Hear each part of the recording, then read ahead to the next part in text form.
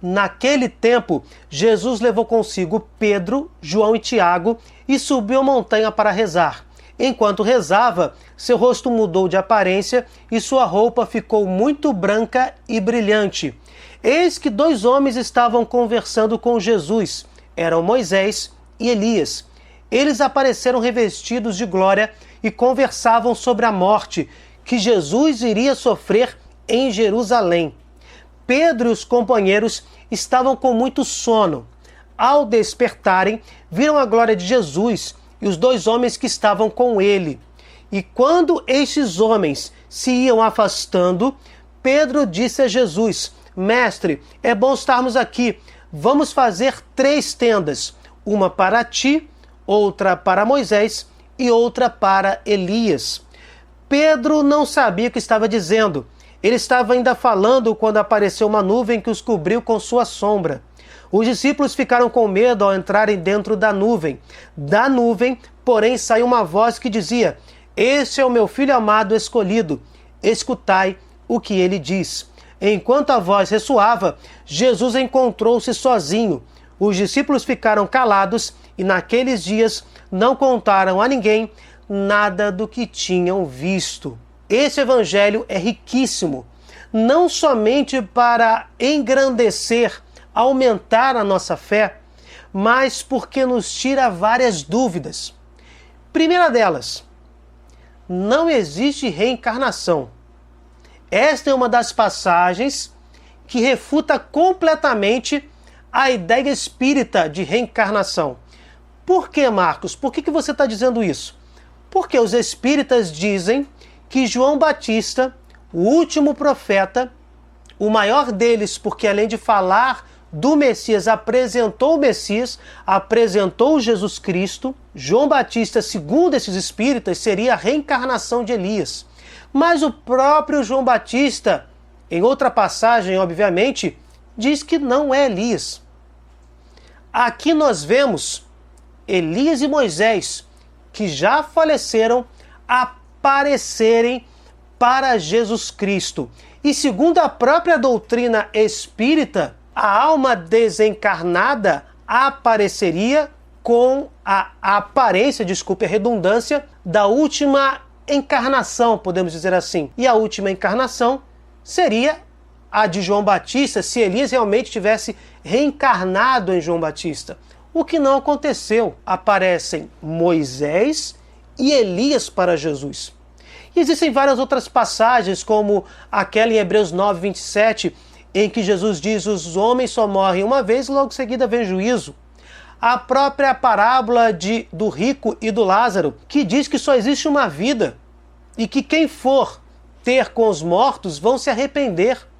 Ali fala claramente do juízo particular, de uma só peregrinação terrestre nesta vida, sem mencionar que o sacrifício de Cristo perde todo o seu valor por causa desta ideia hedionda da reencarnação. Não preciso de Deus, eu posso evoluir constantemente em sucessivas reencarnações. Não preciso do sacrifício de Jesus na cruz. Nega a Santíssima Trindade, nega a divindade de Jesus, nega a ressurreição. E aqui temos mais um ponto importante.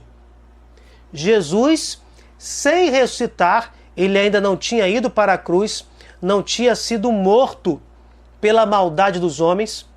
Jesus demonstra aqui a sua glória, nos dá um gostinho da vida ressuscitada que ele iria demonstrar com todos os dons após a morte, a partir do 3º dia. Jesus aparece glorioso com Moisés e com Elias. E esses 2 homens aparecem com um objetivo muito importante. Moisés é o símbolo da lei. Deus revelou a Moisés os 10 mandamentos. Ele simboliza a lei. E Elias é um dos profetas mais importantes, representa os profetas.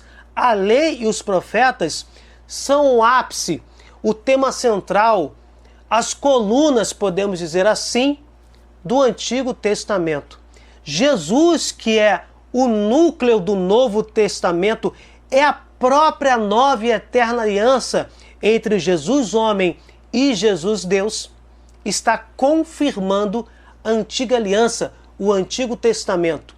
Todo o Antigo Testamento só tem sentido através do próprio Jesus, através da nova aliança do Novo Testamento. Aqui, Jesus mostra para Pedro, João e Tiago, considerados as colunas da igreja, Jesus mostra que ele abraça o Antigo Testamento, que ele é o Messias, que ele é Deus e que a vida ressuscitada será uma realidade, porque a glória divina envolve o próprio Senhor Jesus, que é Deus encarnado. Também alguns espíritas dizem que aqui Jesus está como que confirmando a consulta aos espíritos, mas aqui Jesus está confirmando, na realidade, o Antigo Testamento, que possui várias passagens bíblicas que condenam a consulta aos espíritos, o espiritismo, a necromancia. É uma outra expressão utilizada para espiritismo. Aqui, Moisés e Elias aparecem para Jesus, que não é somente um homem, é o próprio Deus. A consulta a seres desencarnados é um pecado grave, é uma abominação aos olhos de Deus. Mas quando os santos que estão nos céus, os justos que estão com Deus, aparecem por iniciativa do próprio Deus, aparecem aos homens para confirmar revelações dadas pelo próprio Senhor da vida, temos aí um fenômeno completamente possível e fundamentado nas Sagradas Escrituras, inclusive. O que não pode é o ser humano querer falar com mortos, não sabemos se são espíritos que se precipitaram no inferno e acabam idolatrando estas mesmas almas. Temos vídeos sobre esses assuntos explicando à luz da ciência, da lógica, das próprias Sagradas Escrituras, a farsa da consulta aos espíritos e a farsa da reencarnação. Vou deixar o link na descrição. O que importa dizer é que Jesus está abraçando o Antigo Testamento, mostrando às colunas da igreja um aperitivo da vida ressuscitada e colocando esses 3 apóstolos como testemunhas da própria revelação de Deus Pai, que diz: "Este é o meu filho escolhido, escutai o que ele diz." E nós, meus irmãos, nós estamos escutando diariamente o que o Senhor tem para nos dizer. Jesus, eu confio em vós. Peço, por favor, que vocês vejam o vídeo que vamos sinalizar para que a abrangência do canal não se perca. Por favor, deixem um like, compartilhem, comentem tanto nesse vídeo quanto o que será agora sinalizado. Fiquem com Deus.